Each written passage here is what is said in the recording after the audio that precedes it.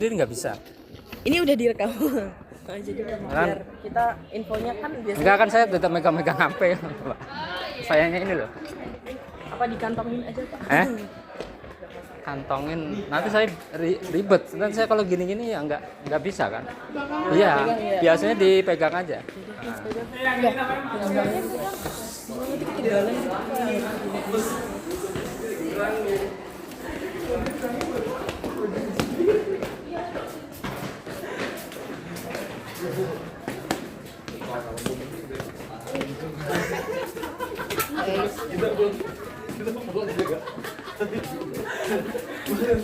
Kita pulang juga nggak tahu.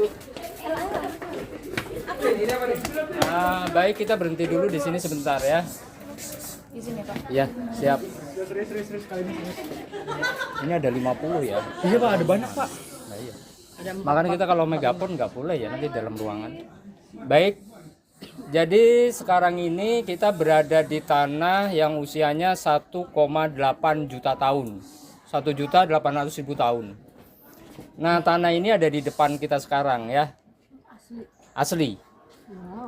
Tanah ini disebut dengan tanah lahar atau Black Sea Laharik, bekas endapan lahar Gunung Lawu Purba. Jadi Lawu Purba itu 1,8 juta tahun pernah mengendapkan laharnya sampai sini. Dan sekarang tanah ini digunakan untuk bangunan museum. Kenapa? Karena ini endapan yang paling tebal yang ada di Sangiran. Ada tanah seperti ini di Sangiran tapi tidak setebal ini. Ini benar-benar dipilih ya. Sekaligus sudah tidak mengandung fosil. Artinya sudah steril ya. Makanya bisa digunakan untuk bangunan itu. Orang-orang geologi menyebutnya tanah ini sebagai tanah pembatas antara lingkungan laut menuju ke lingkungan rawa, karena setidaknya Sangiran itu dulu pernah mengalami 3 perubahan lingkungan. Dari lingkungan laut lalu berubah menjadi lingkungan rawa, lalu menjadi lingkungan daratan. Artinya pernah laut dulu Sangiran ya. Itu. Dan fosil ditemukan pada 3 lingkungan itu. Ya. Termasuk manusia purbanya yang paling tua itu pun pernah hidup di sini. Dan fosil tengkorak kepalanya ditemukan di sini. 1,8 juta tahun, Meganthropus paleo japanicus. Ya. Dengan temuan Eugene de Bois di Trinil itu sebetulnya sama, satu spesies. Hanya temuan Eugene de Bois itu temuan manusia purba pertama di dunia ya. Itu ditemukan di Trinil sebetulnya, yang menemukan Eugene de Bois. Nanti perubahan lingkungan seperti apa, temuan fosil termasuk sejarah perjalanan hominid, manusia purbanya dari mana ya, alat-alat yang digunakan seperti itu seperti apa. Nanti kami bisa jelaskan di ruangan pameran ya.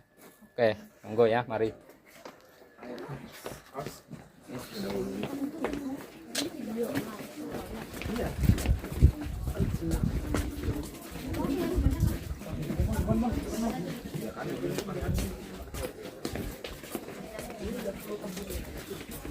Ya, ini kan cekungan ya. Cekungan Solo Depression. Nah, lahar ini sudah mengendap di laut ya. Karena sekarang ini kita berada di posisi yang dulunya laut.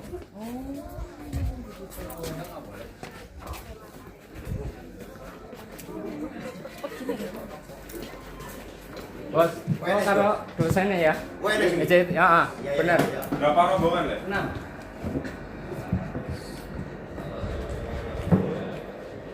Nah, kita ke sini, landscape ya, tentang perubahan lingkungan.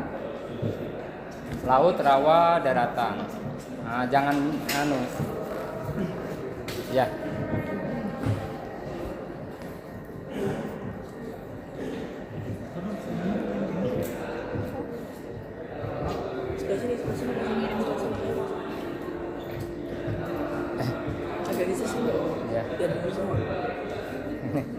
Oke, kita mulai dari sini ya.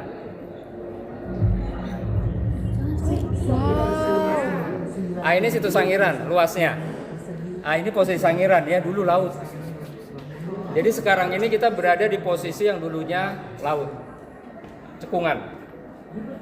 Diperkirakan Sangiran itu dulu dikelilingi oleh 3 gunung ini. Ini gunung purba ya, bukan gunung yang sekarang. Ini gunung yang terbentuk jutaan tahun dan dulu memang berada di sekitar sini. Lawu, Merapi, dan Merbabu. ya.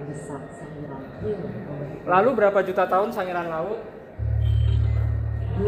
2,4 juta tahun yang lalu dulu Sangiran adalah dasar lautan.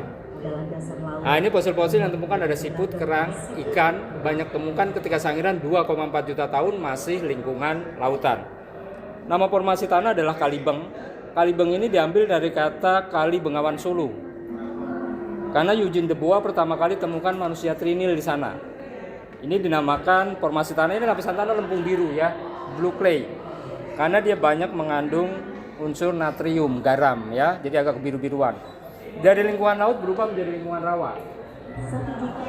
1,8 diendapkan lahar Gunung Lawu Purba. Jadi lahar ini merubah dulu Sangiran laut berubah menjadi lingkungan rawa. Di sini paling banyak temukan fosilnya buaya, kuda nil termasuk manusia purbanya ya. Meganthropus, Paleo, Japanicus. Ya itu sudah mulai ada 1,8 walaupun spesiesnya itu belum banyak. Karena memang langka ya hidup di 1,8 itu, iklim dan lingkungannya itu agak sulit. Jadi sulit bertahan di 1,8 juta tahun. Ini lapisan tanah lempung hitam, black clay. Kalau ini blue clay, kalau yang ini black clay ya. Lalu Grassbank itu adalah masa transisi ketika Sangiran dari lingkungan rawa ingin menuju ke lingkungan daratan. Yang menamakan adalah von Koningswald. Itu seorang ilmuwan dari Belanda ya. Ini diambil dari bahasa Jerman yang artinya tanah pembatas. 900.000 tahun sering terjadi erosi. Di pegunungan selatan membawa gamping, di pegunungan utara membawa kerikil, mengendap di Sangiran membentuk lapisan yang sangat keras sekali yang disebut dengan Grassbank. Fosil yang ditemukan di Grassbank itu akan sangat keras sekali karena dia banyak mengandung unsur gamping, silika itu untuk pembuatan kaca, termasuk oksida besi. Nanti ada fosil yang ditemukan di Grassbank dan kita boleh menyentuhnya karena itu salah satunya fosil yang boleh disentuh di museum sini. Lalu Kabu ini adalah formasi daratan.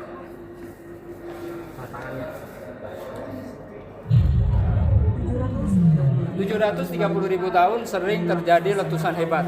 Gunung-gunung yang berada di sekitar Sangiran memuntahkan jutaan meter kubik material vulkanik mengendap di Sangiran dan disinilah Sangiran sudah masuk menjadi lingkungan daratan. Laut rawa mulai menghilang.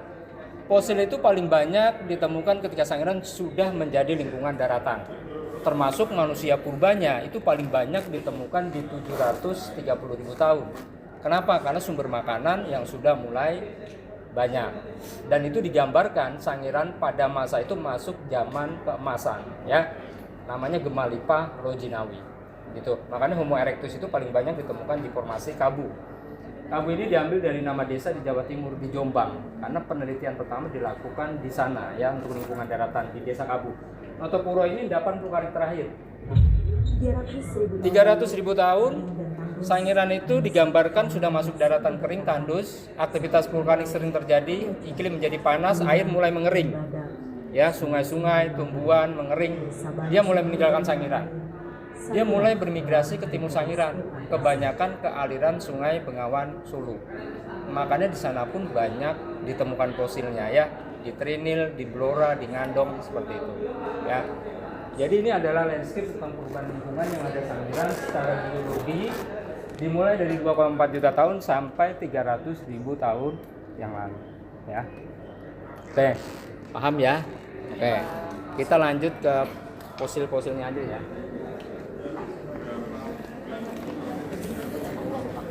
Nah ini fosilnya nih. Nah ini fosil fauna laut ya, kerang nih. Ini kerangnya sama dengan sekarang ya. Jadi kalau kita lihat dari warnanya, ukurannya, besarnya ini sama ya. Yang ini. Lalu yang ini gigi geraham ya. Ini gigi geraham manusia purba, rahang bawah. Ini. Yang hitam ini tengkorak kepalanya, maksila bagian sini ya, volume otak. Lalu yang bulat ini adalah bola batu. Alat ini digunakan untuk berburu. Artinya dia sudah mengenal budaya. Budayanya alat batu. Alat batu ini dinamakan Paleolitikum. Paleo itu cara pembuatannya yang tua, litik itu batu.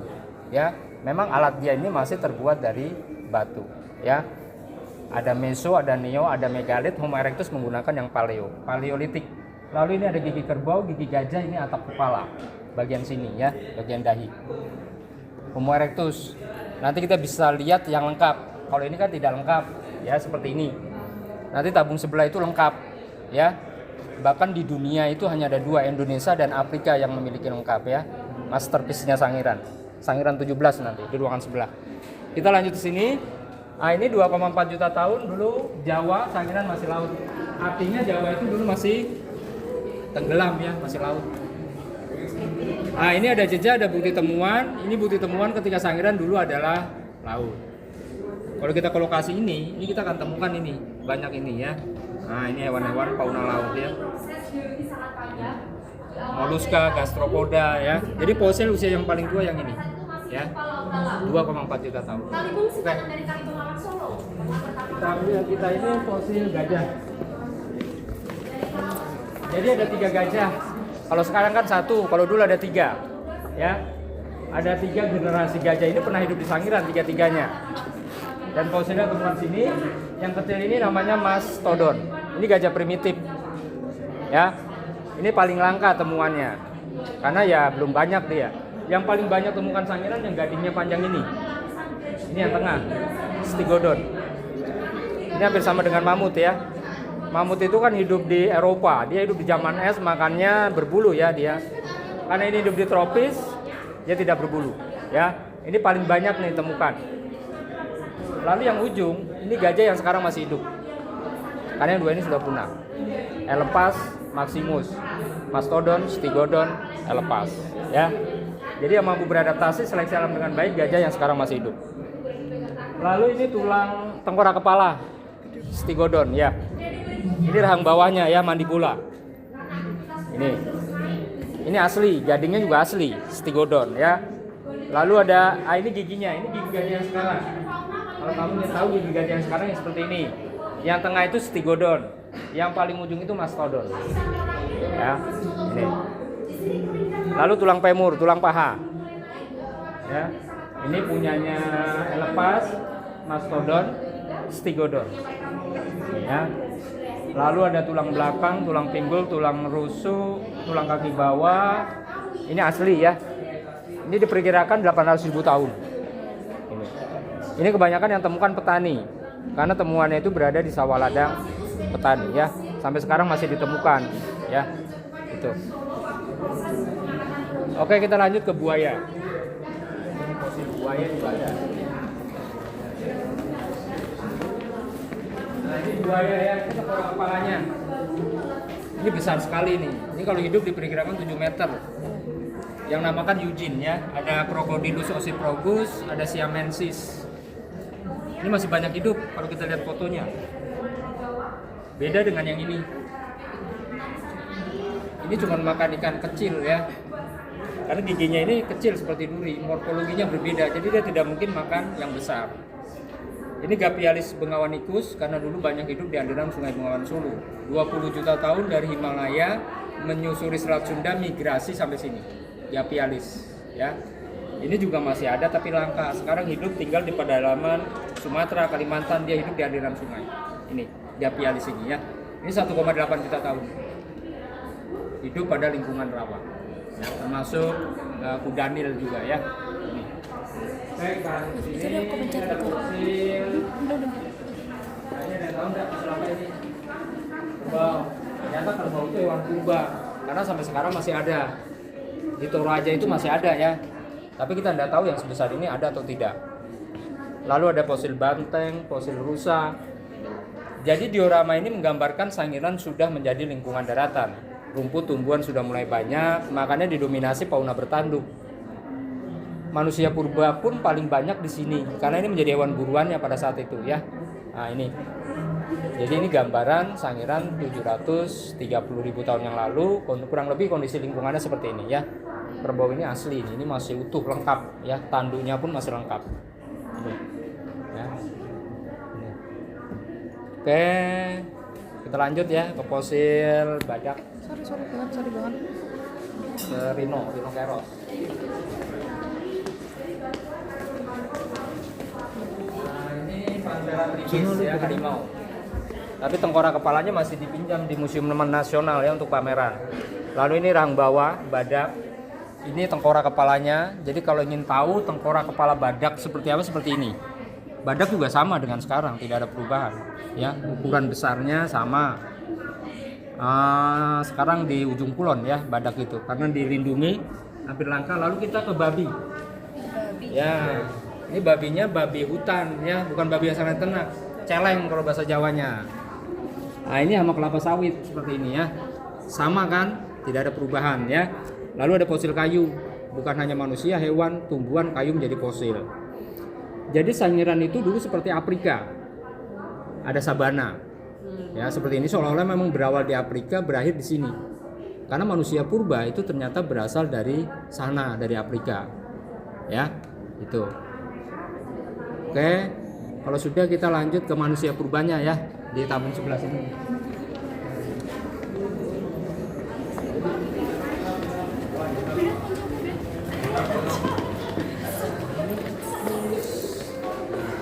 Kita kesini ini hominid, manusia.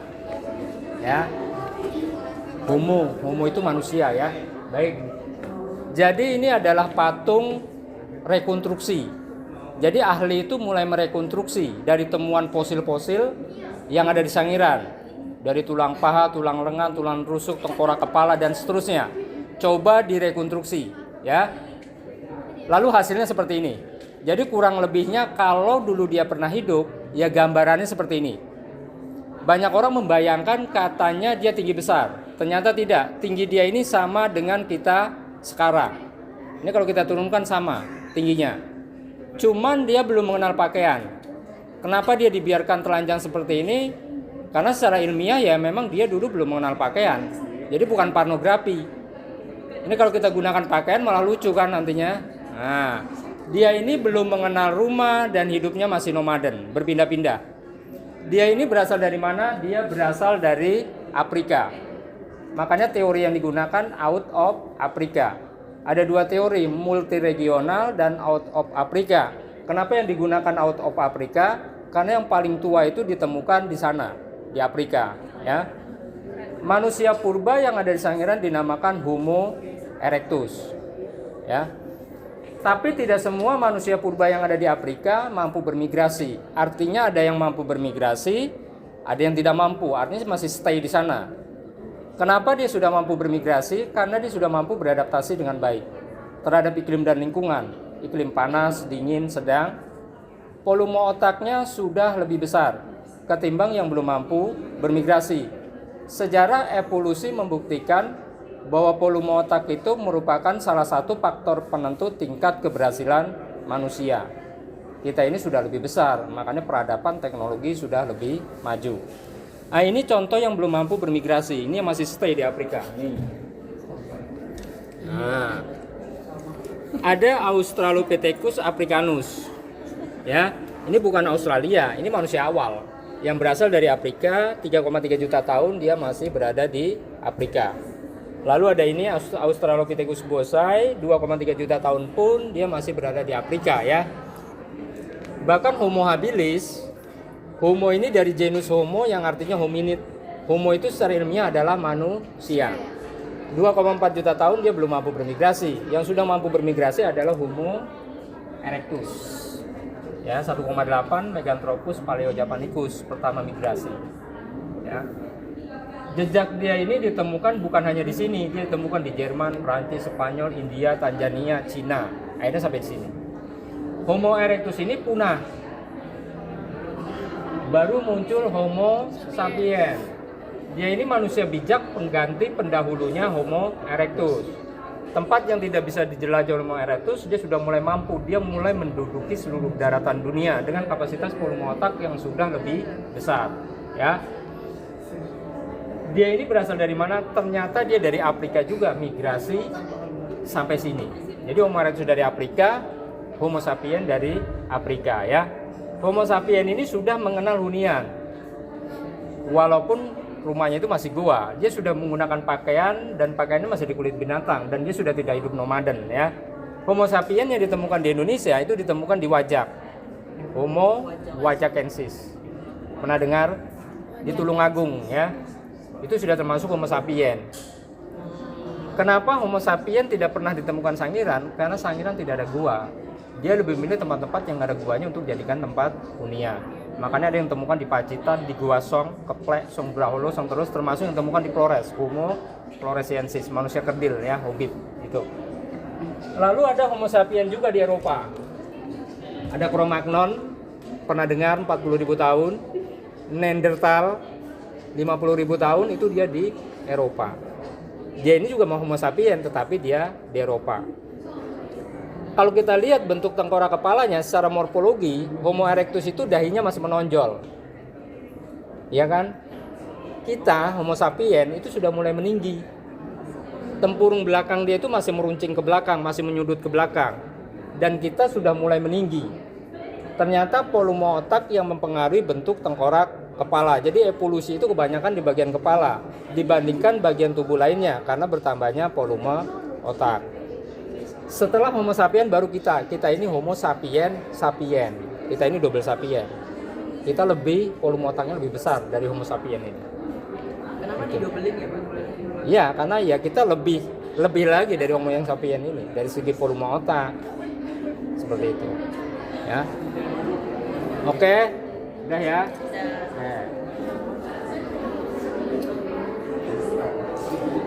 Aduh, maaf. Ini si ruas itu sangiran tadi 59,21 km persegi. Yang titik-titik merah, ini titik-titik temuan tengkorak manusia purba yang ada sangiran ya. Kalau kita lihat ada S ini artinya sangiran. Ada S1 itu sangiran 1 temuan ke-1. S2 sangiran 2 ketemuan kedua, ketiga, 4, 5, 6 seterusnya. Dan sekarang sangiran telah diakui oleh UNESCO sebagai warisan dunia karena separuh temuan tengkorak manusia purba di dunia itu separuh ditemukan di sini. Dan sekarang sangiran menjadi pusat kajian tentang evolusi manusia di dunia ya. Sudah ditemukan 100 individu. 50% mewakili Homo erectus di dunia sangiran ya. Oke. Kita lanjut sini. Nah, ini yang paling lengkap. Ini masterpiece-nya sangiran 17. Kebanyakan temuan atap kepala seperti ini ya. Ini kalau dilihat sekilas, ini kamu udah tahu sebenarnya hanya atap kepala, tapi kalau ini wajahnya terlihat ya, bekas mata, hidung, telinga masih ada ya. Ini replika. Yang asli itu berada di Museum Geologi Bandung. Kenapa? Karena ditemukan tahun 1969, di sini belum ada museum. Oleh Pak Sartono, ahli geologi, dibawa ke Museum Geologi Bandung. Dan sekarang replika ini berada di seluruh museum di dunia karena dia ingin memiliki sangiran 17 yang lengkap ya. Temuan ini sangat penting. Kenapa? Dengan kita menemukan utuh itu kita bisa merekonstruksi secara utuh wajah Homo erectus seperti apa. Nanti kita bisa lihat di ruangan 3 yang sudah direkonstruksi di Prancis. Wajahnya sudah 90%. Dari sini kita bisa mengetahui usianya berapa, jenis kelaminnya apa ya. Ini masterpiece sangiran 17. Tuh ya. Lalu ini temuan Eugene Trinil. Jadi Eugene itu temukan atap kepala dan tulang femur. Ini tulang pahanya, ya. Makanya bisa dipastikan manusia purba tingginya sama dengan kita. Karena yang ditemukan oleh Eugene, ini tulang pahanya sudah sama dengan tulang paha kita sekarang. Eugene menamakan Pithecanthropus erectus, manusia kera berjalan tegak. Karena ciri manusia itu sudah berjalan tegak. Lain dengan kera itu masih menggunakan kedua tangan untuk menopang tubuhnya, masih bipedal dia ya. Nah, ini sudah berdiri tegak ya. Nah, itu. Oke, kita lanjut.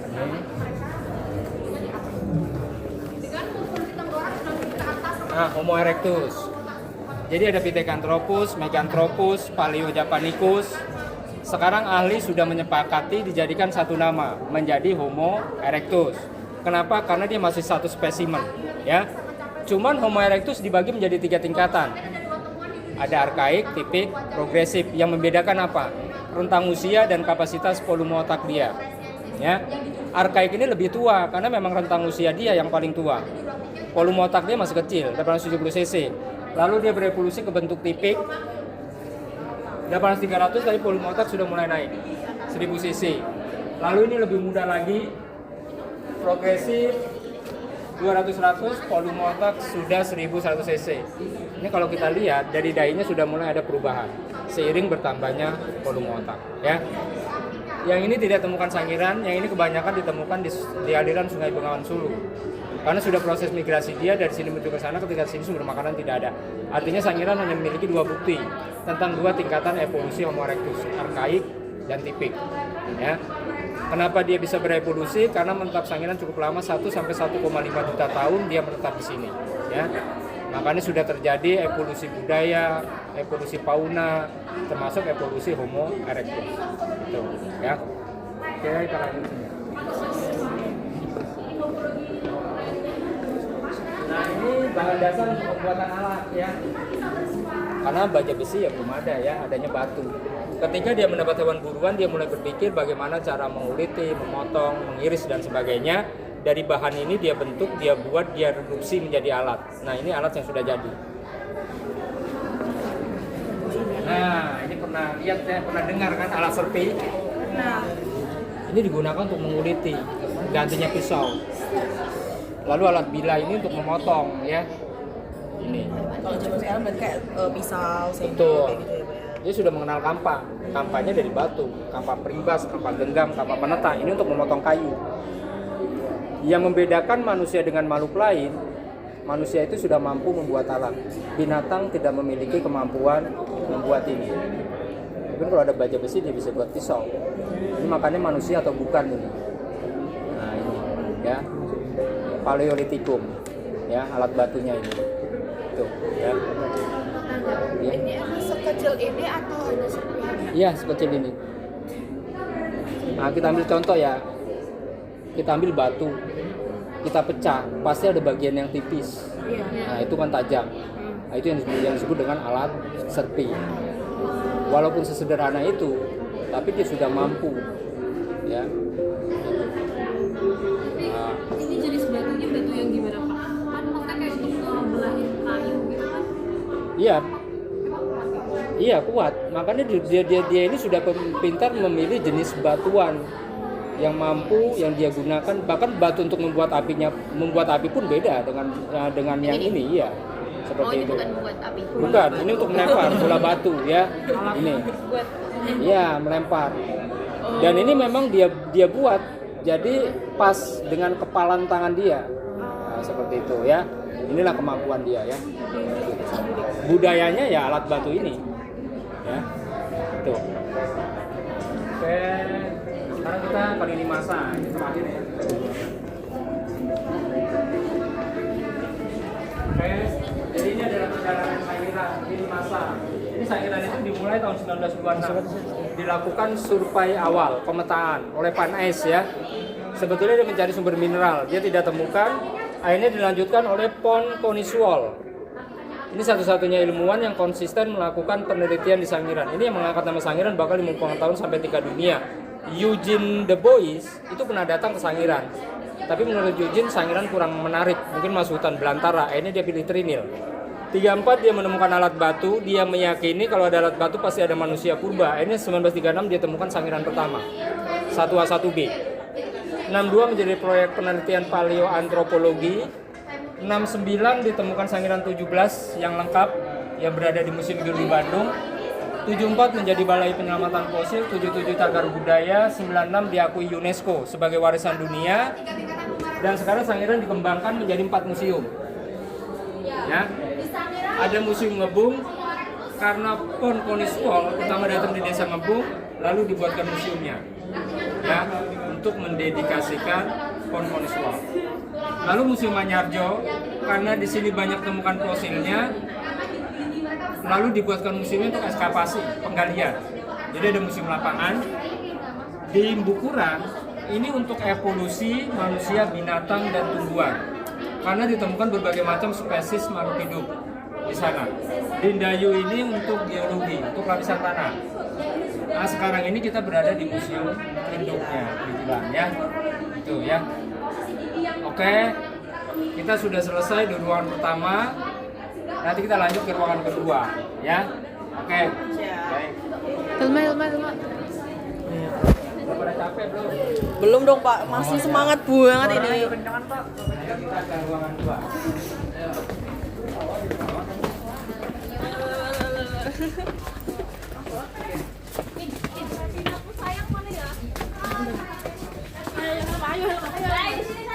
Kita pindah ke ruangan kedua.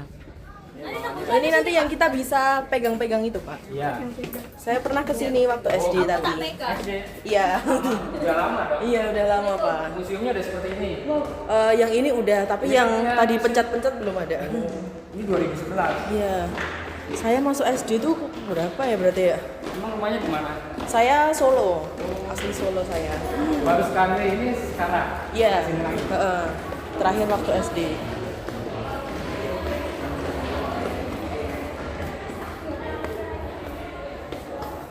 Oke. Ini psikologi ke museum. Iya, Ada karena kita ada mata kuliah psikologi dan budaya, Pak. Oh, Iya. Baik. Jadi ini proses terbentuknya alam semesta ya. Jadi alam semesta itu terbentuk 13 miliar tahun. Lalu terjadi ledakan keras yang disebut dengan Big Bang. Proses terbentuknya bumi 4,5 miliar. Seiring dengan terbentuknya galaksi Bima Sakti dengan susunan matahari, planet, satelit, asteroid.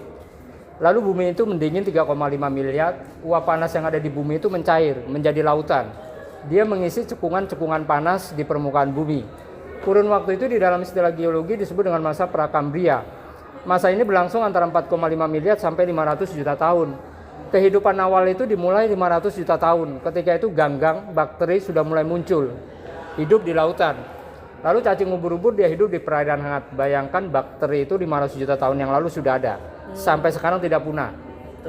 Dinosaurus punah, Homo erectus punah, bakteri bertahan hidup sampai sekarang. Di sini masih lautan semua, belum terbentuk daratan. Mulai terbentuk daratan itu di sini, di masa Paleozoikum. Jadi bumi itu sudah tua sekali ya. Daratan aja terbentuknya di sini 570 juta tahun.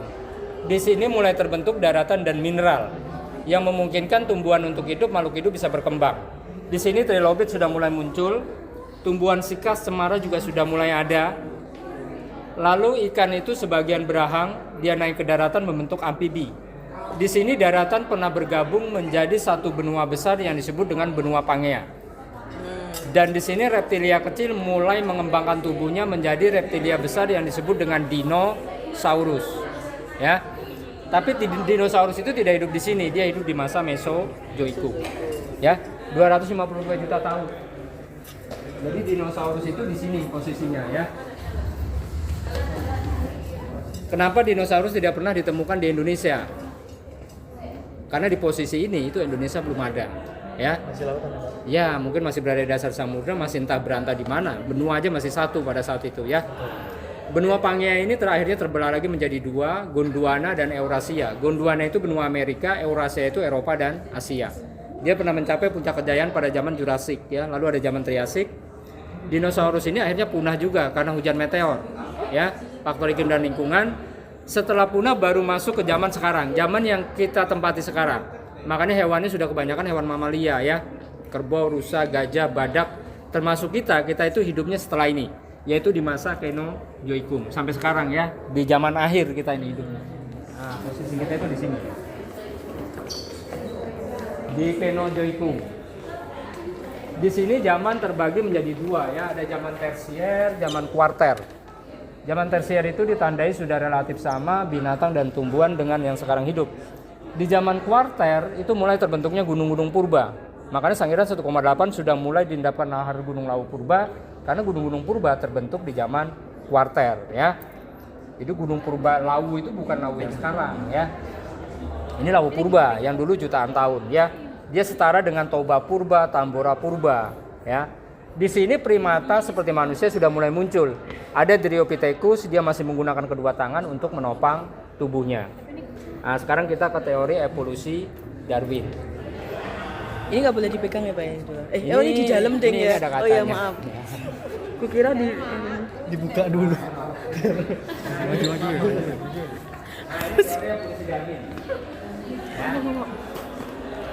Baik, ini teori ya. Iya, teori. Bisa dibantah juga sebenarnya teori. Teori evolusi itu tidak pernah mengatakan manusia berasal dari kera. Manusia dan kera itu dia masih satu leluhur yang sama. Dia terpisah pada percabangan evolusi 8 sampai 6 juta tahun yang lalu. Dan teori evolusi Darwin sendiri itu tidak pernah mengatakan manusia berasal dari kera. Manusia ya manusia, kera tetap kera. Karena kera tidak bisa berevolusi menjadi manusia, DNA-nya berbeda. Darwin hanya mengatakan kera dan manusia itu masih satu famili. Tetapi seperti pohon, kera memiliki cabang berbeda, manusia memiliki cabang berbeda, ya. Kalau kita belajar biologi, itu biasanya ada ordo, ada kelas, ada primata, ada genus, ada famili. Dia termasuk famili, ya. Hanya ketika di zaman kuarter, Dryopithecus ini sudah ada di Afrika. Bahkan dia masih menggunakan kedua tangan untuk menopang tubuhnya, ya. Lalu ada Ramapithecus 7 juta tahun yang lalu, dia pun sudah ada di Afrika. Bahkan dia telah memiliki sifat sama dengan manusia. Dilihat dari gigi taringnya. Gigi taring Ramapithecus itu dia sudah sejajar dengan permukaan kunyah. Biasanya ciri yang demikian itu adalah ciri dari manusia. Gigi kita ini sudah sejajar, gigi taring kita ini kan sudah sejajar dengan permukaan kunyah. Lain dengan pomit kera pasti lebih panjang.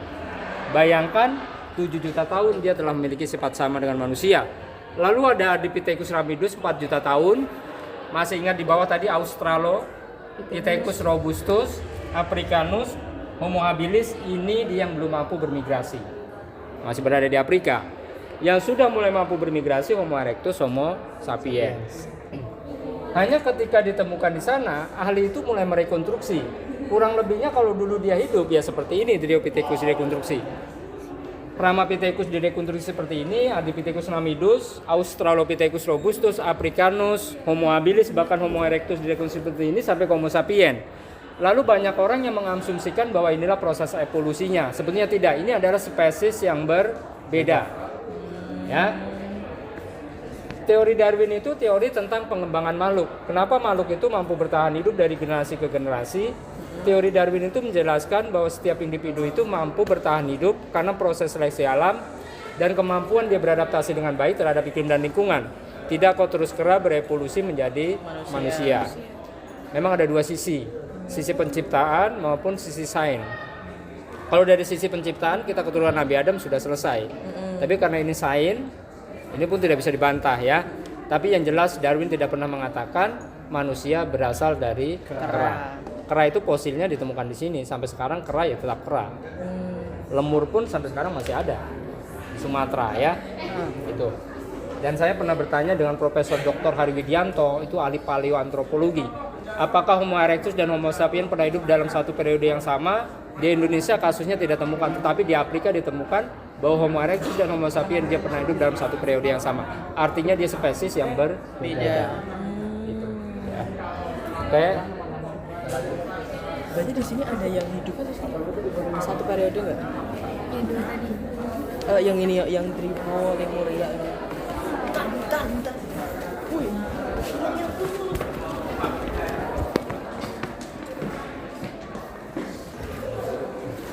Nah, ini tentang migrasinya ya. Jadi jalurnya jalur darat dia ya, dia jalan terus. Ya. Patokannya itu sumber makanan. Kalau di Afrika, nah ini Homo erectus, yang merah, yang biru Homo sapiens ya. Afrika itu dulu daratan yang sangat luas ya, dan sekarang terluas kedua juga setelah Asia. Ketika di sini sumber makanan tidak ada, biasanya makhluk itu mulai mencari sumber makanan baru ya, ke Eropa, ke Asia, ini sampai ke Jawa Homo erectus. Yang Homo sapiens bahkan sampai ke Australia ya. Ini jadi sumber makanan sebetulnya ya. Ini yang akhirnya dia tidak terasa sampai Sangiran ya, karena GPS tidak ada pada saat itu, dia pindah akhirnya sampai sini. Dari proses migrasi ini melahirkan dua teori kesinambungan dan teori penggusuran. Kesinambungan ini bahwa manusia modern berasal dari Homo erectus yang menghuni dan berevolusi di berbagai tempat di dunia. Ini proses evolusinya di tempat dia migrasi. Ketika dia bermigrasi ke Asia, ke Cina, dia berevolusi di sana menjadi ras Mongoloid. Makanya bangsa-bangsa Asia disebut dengan bangsa Mongoloid. Yang bermigrasi ke Eropa, berevolusi di Eropa menjadi Kaukasid, yang di Afrika tetap Negroid, kalau kita masuknya Australoid atau sekarang disebut dengan suku aborigin. Kenapa orang-orang kita itu kebanyakan warna kulitnya sawo matang, wajahnya seperti ini.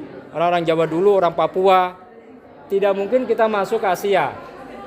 Asia ini kebanyakan warna kulit putih, ya, matanya sipit karena iklim dan lingkungan mempengaruhi warna kulit, retina mata, rambut dan sebagainya. Tidak mungkin juga kita masuk yang ke Eropa, apalagi yang ke Afrika, negroid. Kalau yang ini dia proses evolusinya di daerah asalnya dulu di Afrika, baru dia menyebar. Beda ya. Dua teori ini menjelaskan tentang proses evolusi, dia berevolusi di tempat yang ia datangi. Kalau yang ini dia berevolusi di daerah asalnya dulu, ya. Dua teori ini terpakai, tapi kecenderungan yang ini. Dia harus beradaptasi terhadap iklim dan lingkungan di mana tempat yang ia tempati, ya. Nah, ini kita bisa tahu ada ras Mongoloid, Negroid, Australoid. Nah, ini dari proses migrasi, ya. Tuh, oke.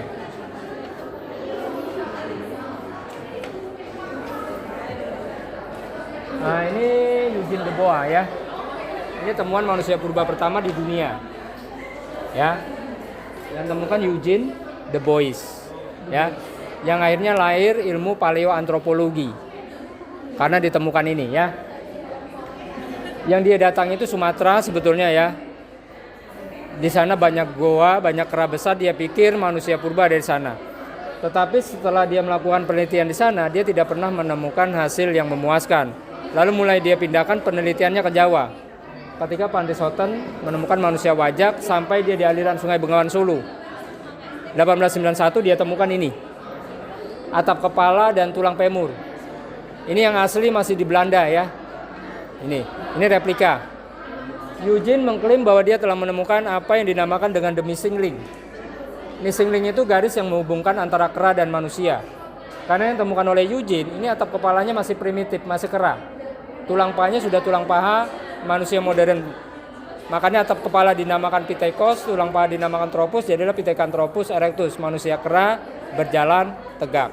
Ya, ini penelitiannya Eugene ini luar biasa. Karena dia harus pastikan apakah tulang paha ini benar milik tengkorak kepala ini. Ya, dia lakukan penelitian terus-terus, akhirnya dia sudah tidak menemukan. Dia meyakini bahwa tulang paha ini benar milik tengkorak kepala ini. Seharusnya kalau tulang paha modern, atap kepala modern, ya. Ini sudah tidak temukan, yang sekarang dijadikan nama menjadi Homo erectus, yang akhirnya ditemukan di mana-mana, ya. Jadi temuan manusia purba pertama Eugene de Bois. Lalu ini Awas butuh awas butuh.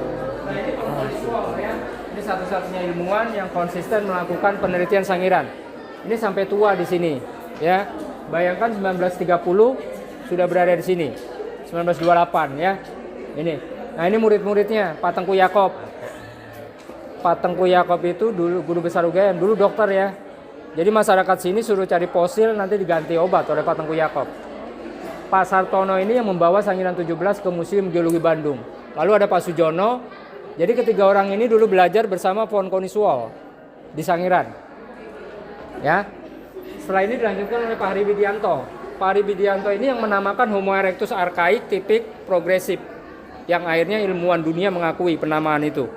Lalu ada Pak Troman, ada Pak Tony. Ini yang melanjutkan, ya. Pak Sujono, Pak Sartono, Tengku Yakob. Pak Hari itu dulu kepala museum sini. Ya. Pak Hari itu sering melakukan penelitian di sini. Biasanya kalau habis penelitian itu pemandu nanti diundang, dia presentase, nanti kita bisa tahu update terbaru dari hasil penelitian Pak Hari Widianto. Ini, ya. Itu. Oke. Ini masih hidup, ya, di Jogja sekarang. Kalau Pak Troman ini di Bandung, ya. Tapi sampai sekarang masih ada penelitian, ya. Pak Troman ini sekarang penelitiannya di Pati Ayam, Kudus, ya. Pak Hari Widianto 2 bulan yang lalu saya ketemu di sini juga, ya, masih sehat Pak Hari Widianto. Oke, kita ke sentuh fosil. Biasanya kan harus di-update terus update. Ini kita sentuh fosil, ya.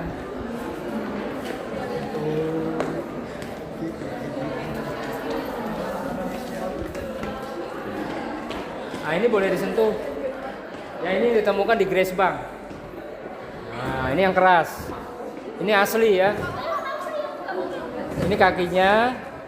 Lalu itu yang kamu, nah ini gadingnya. Nah ini giginya ya, ini Stegodon. Nah jadi giginya kanan kiri ya, gajah. Ini Stegodon. Nah kalau ini yang lepas. Yang ketiga, yang gajah terakhir, ya. Yang gajah sekarang. Yang ini Stegodon ya, ini gading. Ya. Kenapa?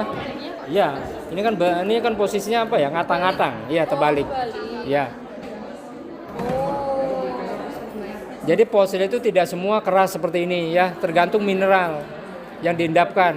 Kalau mineralnya banyak unsur yang keras-keras ya bisa keras seperti ini. Kalau yang rapuh ditutup kaca ya. Gitu. Ini Grace Bank 800.000 tahun. Ini. Asli.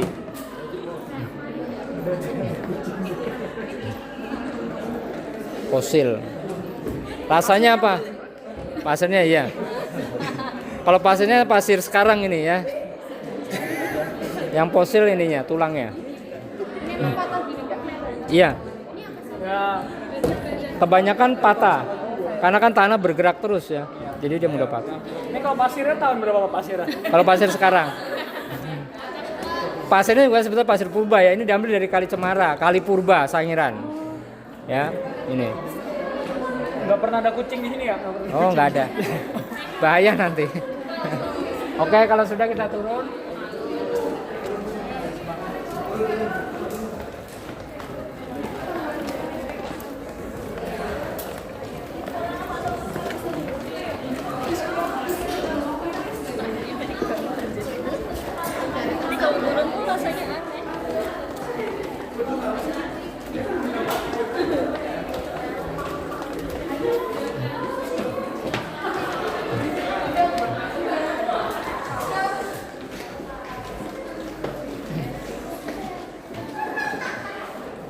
Nah ini Sundalen ya, Sumatera, Jawa, Kalimantan, Asia Tenggara nih masih menyatu ya, 1 juta tahun.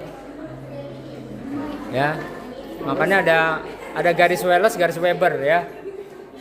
Nah, Australia, Papua Nugini masih menyatu juga, paparan Saul sama paparan Sunda, Sundalen. Ya. Berarti kalau dulu tuh kepisah karena kayak gempa-gempa gitu. Sumatera Jawa terpisah karena Gunung Krakatau Purba itu membelah Sumatera Jawa, sekarang menjadi Selat Sunda.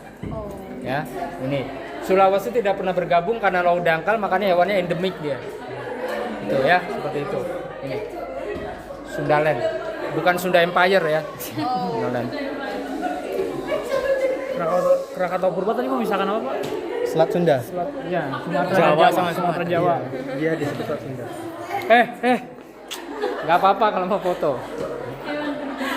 Iya. Kesian sih Pak. Ini manusia modern purba.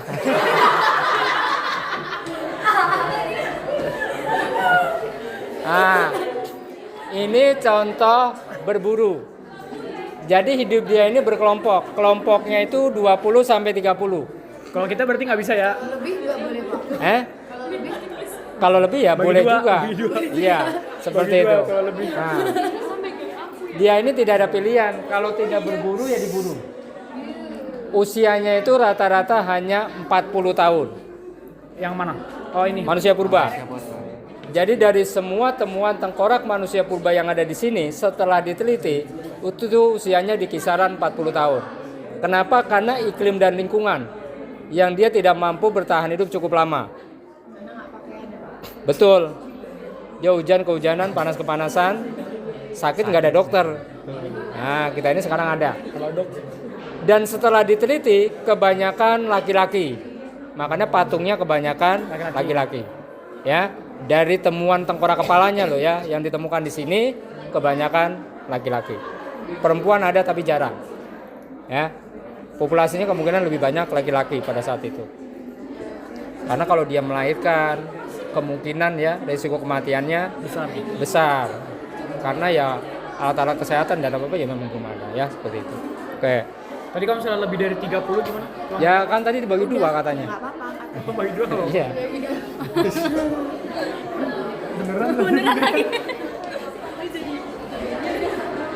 Wow, apa nih?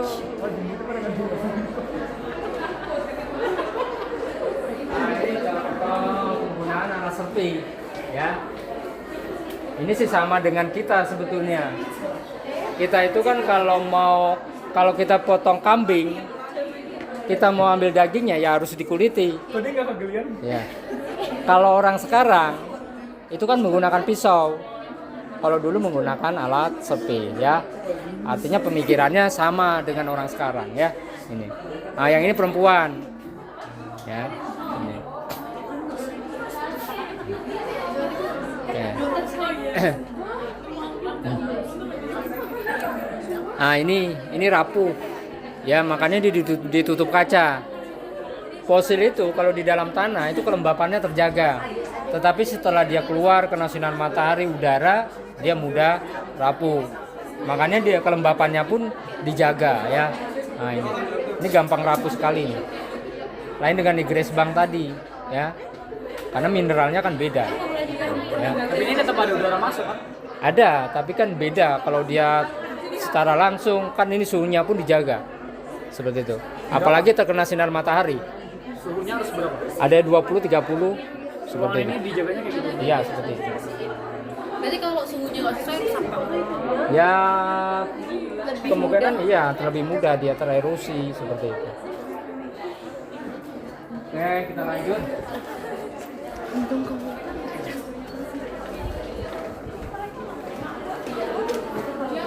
Nih dua alat ya, alat yang digunakan, alat dari batu dan alat dari tulang. Jadi tulang itu digunakan, diruncingkan ya untuk menusuk ya. Ini ya. Bahkan sudah mengenal api. Tapi itu untuk tipe yang tipik dan progresif. Arkaik belum mengenal api ya. Itu.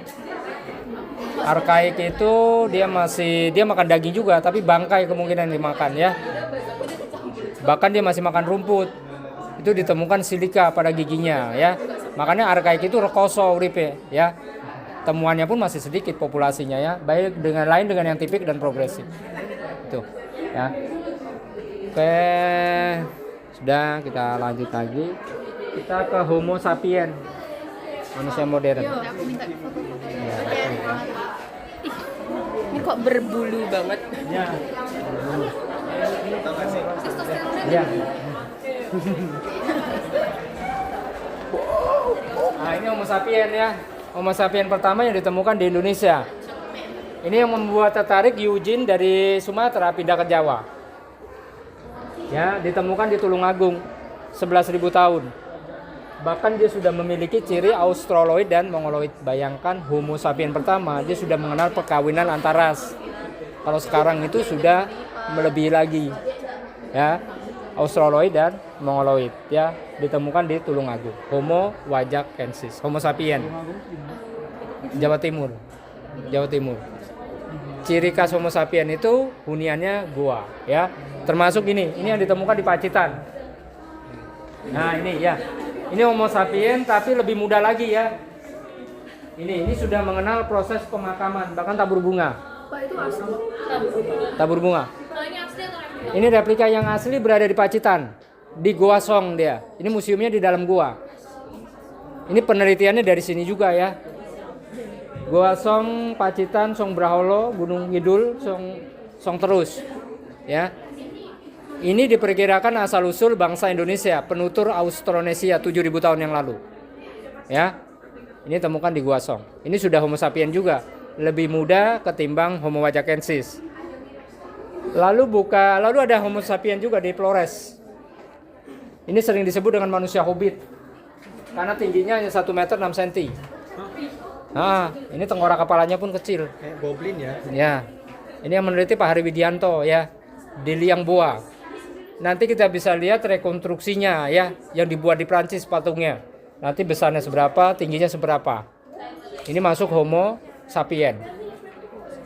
Ini ditemukan di Flores ya, yang nemukan Pasteur. Makanya penelitiannya Indonesia Australia, dari Australia ya Pasteurnya ini.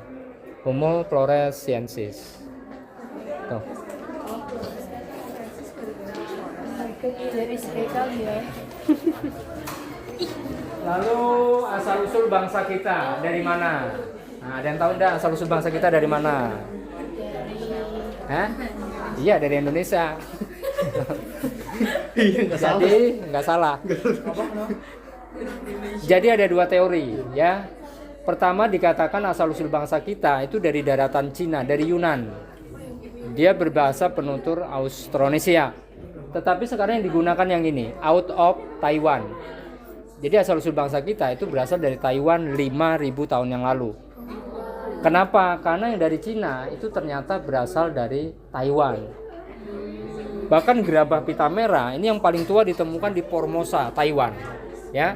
Dia mulai masuk Filipina, Kalimantan, Sumatera, Jawa. Dia yang meletakkan dasar budaya Nusantara hingga saat ini. Dia sudah mengenal sistem bercocok tanam padi, dia sudah mengenal sistem bertenun, dan dia telah mengenal sistem kekerabatan. Ini zaman batunya sudah Neolitiko, zaman batu baru.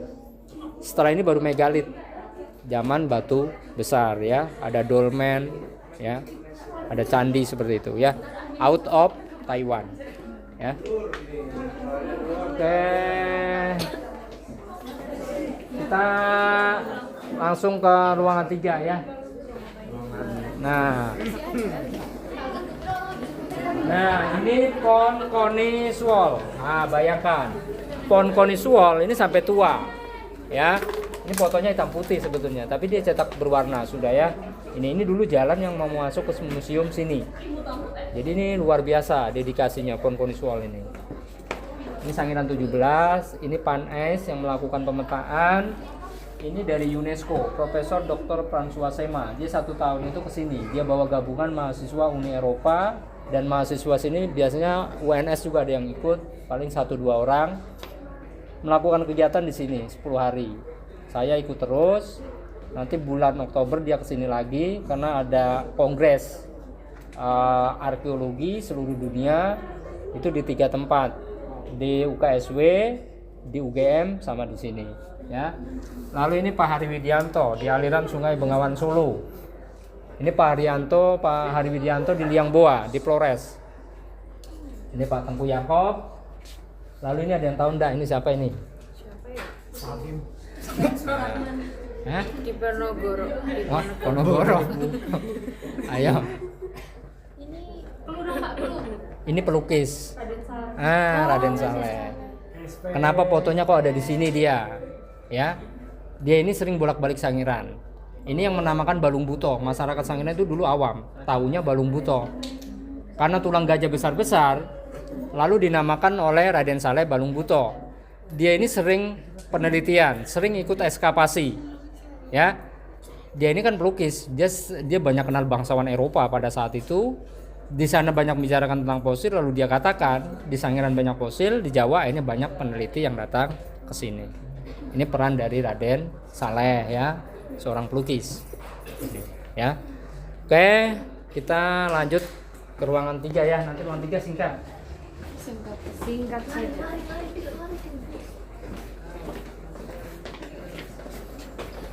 Setelah ini mau kemana?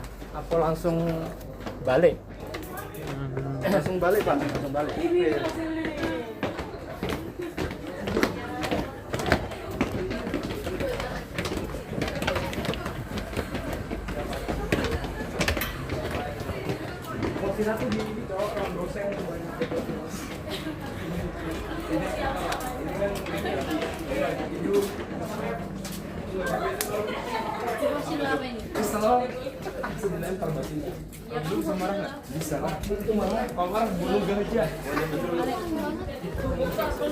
Ini UN semester berapa ini? 3. 3. Jurusan psikologi semua. Betul. Satu angkatan Pak. Banyak sekali ya. Iya. Kemarin kami ke Mangkunegaran. Ke keraton. Iya, ke keraton. Ada pemandunya juga sana ya. Ada, betul.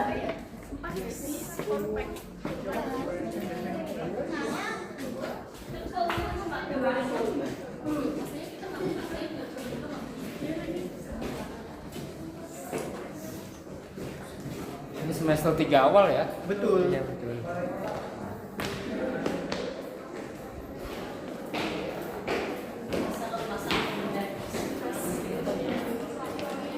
Nah, ini koleksi-koleksinya ya. Ini replika. Tapi dia ini cetak sesuai aslinya. Ini nyetaknya juga di Prancis ya. Yang asli ada di sini, tetapi dia ditaruh di berangkas. Kenapa taruh replika? karena untuk segi keamanan ini nilainya tinggi sekali ya, dan dia penting untuk ilmu pengetahuan. Tidak semua temukan sangiran, bahkan ada ditemukan di Ngandong, ditaruh di sini juga, di Ngawi. Ngandong itu Blora, ya. Blora itu mana? Jawa Tengah atau Jawa Timur? Oh, bukan Jawa Tengah. Oh, hah? Oh ya, tengah, makanya bingung. Nah, ini Meganthropus paleojapanicus. Nah, tidak bagus ya, temuannya jelek seperti ini ya. Meganthropus paleojapanicus. Ini temukan di lempung hitam. Iya, giginya. Ini sudah agak meot-meot ya, sudah tidak pada posisinya ya.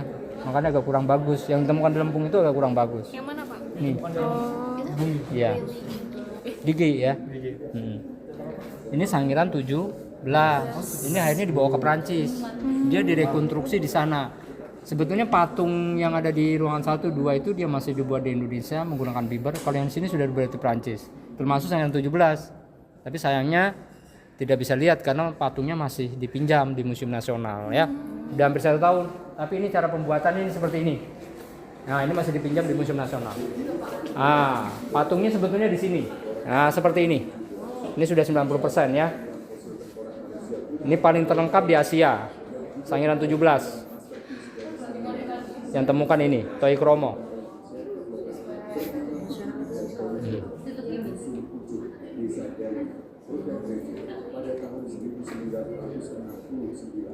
Temuan spektakuler ini yang terdiri dari tengkorak dan wajah yang masih terawetkan dengan baik telah memungkinkan para ahli untuk melakukan evaluasi. Nah, seperti ini. Ganteng ya. Kalau yang dari buat di Prancis itu ganteng. Kalau ini Homo flores, ini Pak Hari Widianto.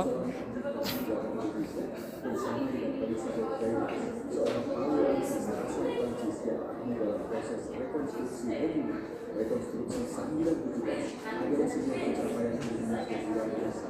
Melalui upaya kolaboratif antara Kongres kita dapat menyaksikan kembali gambaran yang sangat menarik mengenai lebih dari wajah manusia purba yang ratusan ribu tahun lalu. Penemuan dan rekonstruksi ini tidak hanya memperkaya ajaran pengetahuan kita tentang asal-usul manusia dan proses evolusi yang panjang dan kompleks. Ya, ini pohonnya nih. Ini masih dipinjam tuh, posisinya di sini kalau berdiri dia. Tunggu aku kembali. Masih jalan-jalan. Ya. Kemana Pak? Kembalinya kapan? Ke Museum Nasional Jakarta. Ini udah hampir 1 tahun belum dikembalikan. Nih, kurang tahu nih. Nah, di Museum Nasional. Ya. Kita ke Flores saja. Oke, let's go Pak. Ya.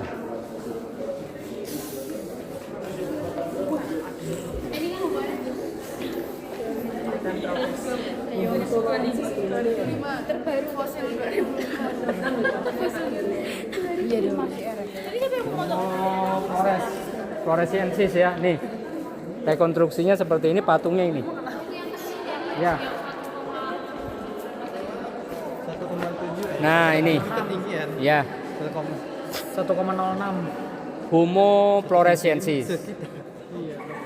Ini ditemukan 8 tengkorak individu di sana. Ya. Yang lengkap tadi yang di bawah. Yang akhirnya ikut direkonstruksi di Prancis. Dia ini direkonstruksi sudah sesuai skalanya. Artinya kalau dulu dia hidup ya tingginya segini, besarnya segini. Ya. Ketika ditemukan itu tengkorak kepala dan tulang panggul, setelah diidentifikasi ternyata seorang perempuan. Ya. Ini di kisaran 40 tahun juga. Ini. Kenapa dia mengkerdil? Kalau dari hasil penelitian itu dia diperkirakan terserang bakteri Microcephalus. Jadi anatomi tubuh dia tidak bisa berkembang. Lalu penelitian selanjutnya, karena dia terisolir, jumlah makanan terbatas, akhirnya dia stunting. Ini, ya. Tapi dia sudah punah. Orang-orang Flores sekarang itu ya tingginya sudah sama dengan kita sekarang ini ya. Artinya dia sudah punah, ya. Tapi ini masih menjadi perdebatan juga oleh para ilmuwan, ya. Ini, kalau kita lihat ini tangannya masih panjang nih, ya kan? Lain dengan manusia ya. Ini tangannya masih satu paha segini ya. Nah, ini ya. Agak lebih pendek. Iya, agak lebih pendek ya. Ini. Nah, sedang hampir selutut ya. Ini ditemukan di Flores, tapi dia sudah termasuk Homo sapien. Tapi ada juga ahli yang mengatakan ini masih Homo erectus. Kalau saya cenderung Homo sapien karena rentang usianya ya yang sudah muda ya 18.000 tahun. Tuh ya. Yang di Wajak itu 11.000 tahun. Ya. Ini 18.000 tahun ya. Homo flores siensis ya. Nah, ini manusia kerdil, manusia hobbit. Ya, ini. Katanya banyak sekarang masih hidup. Ada yang banyak lihat katanya di YouTube manusia kerdil. Ya, tapi saya tanyakan ke ahlinya bukan ini katanya. Kalau ini sudah punah. Tuh sebetulnya ya, Homo flores siensis ya. Ya, ukuran segini. 1 meter 6 cm ya. Ini namanya Mama Flu. Mama Flo. Ya. Mama Flores. Ya, dinamakan Mama Flu. Oke ya. Ini kita sudah selesai ya di ruangan 3 ya. Di sini terakhir apa udah? Ini sudah terakhir. Ya. Jadi terima kasih ya atas kunjungannya. Semoga informasinya bermanfaat. Semoga selamat sampai tujuan dan diberikan kesehatan selalu. Amin. Semoga sukses tadinya ya. Amin. Oke. Ya, Pak, terima kasih banyak juga Pak. Terima kasih Pak. Ayo, Pak. Oke. Udah final di luar. Oke. 1 jam 5 menit. Wow. Kita masuk situ kan nggak bisa gabung. Kalau mau foto-foto lagi, ya apa-apa. Masa udah capek. Bapak udah. Helma mana Helma? Hah? Kita nanti baliknya nungguin kelas F atau kita? Iya, nungguin bareng-bareng ya. Iya, lambat. Iya, betul. Udah lama banget.